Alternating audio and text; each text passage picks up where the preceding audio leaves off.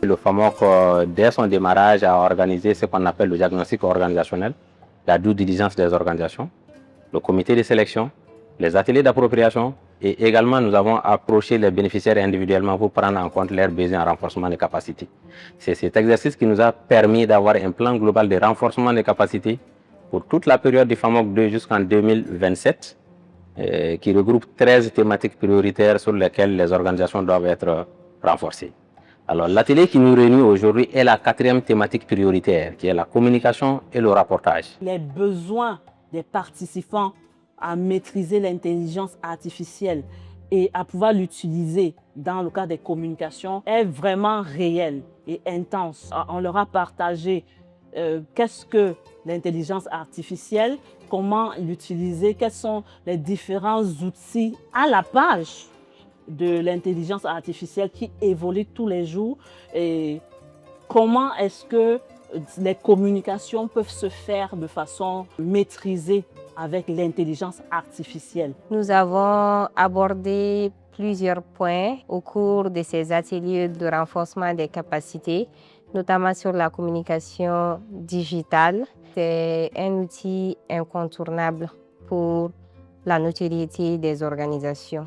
Nos bénéficiaires ont besoin de ces outils numériques pour communiquer sur les différentes thématiques du FAMOC qui consistent à promouvoir une société malienne plus pacifique, inclusive et respectueuse des droits humains. Nous avons travaillé avec FAMOC, le cabinet Crécos, sur la formation sur la communication et le rapportage. Cette formation est née d'un constat qui fait que FAMOC fait bénéficier les moteurs du changement, beaucoup d'organisations de la société civile dans toutes les régions du Mali, mais il se trouve que le problème, c'est qu'après avoir fait de très bons projets, de très beaux projets qui ont un fort impact dans la communauté, la difficulté, c'est comment communiquer autour de ces projets-là. Et aussi, lorsqu'il s'agit de faire le rapportage auprès de FAMOC, il y avait des difficultés. Donc c'est là que nous sommes intervenus à travers ces 2 cohortes, la semaine dernière et cette semaine, pour pouvoir vraiment faire en sorte que les bénéficiaires puissent mieux communiquer autour de leur projet et mieux rapporter lorsqu'il s'agit de faire un retour à FAMOC. Notre méthodologie est expérientielle. La méthodologie expérientielle veut que l'on agisse sur tous les aspects. Il faut penser qu'il y a un peu d'andragogie dedans, parce qu'il y a des jeunes et il y a des moins jeunes qui n'ont pas les mêmes attitudes d'apprentissage. Donc, on a combiné les 3 types d'apprentissage que nous faisons, le visuel, en faisant des présentations PowerPoint, etc. L'expérimental, ceux qui sont kinesthétiques, c'est-à-dire qui veulent toucher, donc on les a mis dans des conditions où ils touchent et ils pratiquent, etc. Et également l'auditif.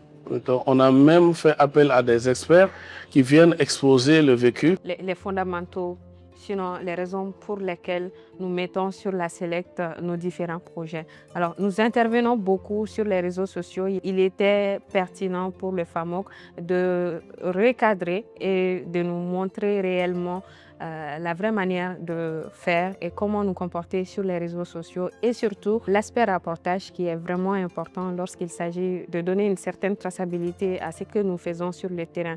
C'est vraiment important pour les organisations de la société civile puisque nous intervenons auprès des communautés. Nous avons parlé de rapportage, comment est-ce que pouvoir mettre en valeur en fait les projets que nous menons, sinon que nous mettons en œuvre et surtout les résultats aussi parce que ce qui est important c'était surtout de communiquer, mais surtout communication axée sur les résultats et je pense que ça c'était vraiment important. Je pense que c'est une initiative qui a permis aux ONG locales de pouvoir élargir leur champ de connaissances, également leur champ de compétences en envoyant leurs acteurs du terrain, également les acteurs qui se trouvent, on va dire, en backstage de tout ce qui se fait sur les réseaux sociaux, concernant les publications, etc. Donc du coup, nous avons eu à échanger avec des experts, des spécialistes dans leur domaine, qui nous ont donné de la connaissance et à qui nous avons potentiellement donné également de la connaissance car nous sommes venus dans un cadre de partage, de communion, d'échange. Dans la communication institutionnelle et également dans le rapportage, nous allons appliquer les notions que nous avons apprises ici dans la salle,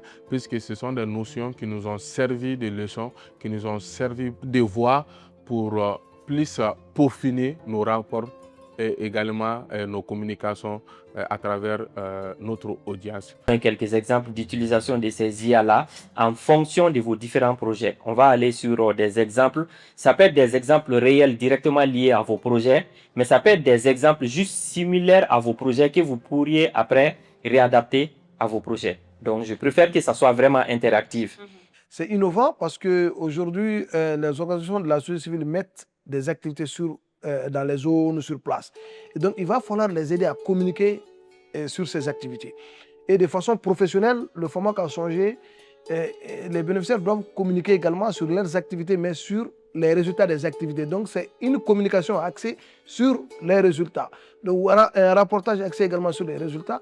Donc, vis-à-vis du contexte national et international, je pense que les organisations de la société civile doivent savoir communiquer. Communiquer sur quoi, comment communiquer, quand communiquer et communiquer où. Et la particularité de cette formation, je vais le dire, c'est qu'au-delà de la communication, on parle de communication, on parle de rapportage, mais ce qui est assez marquant, surtout dans cette formation, c'est le point mis sur l'utilisation de l'IA, qui aujourd'hui, on ne peut pas s'en passer. Ces ateliers de 3 jours ont combiné le mieux tout ce que nous voulons dans une salle de formation, en termes d'interaction, en termes de participation active des participants, mais surtout en termes de partage des données, du recevoir.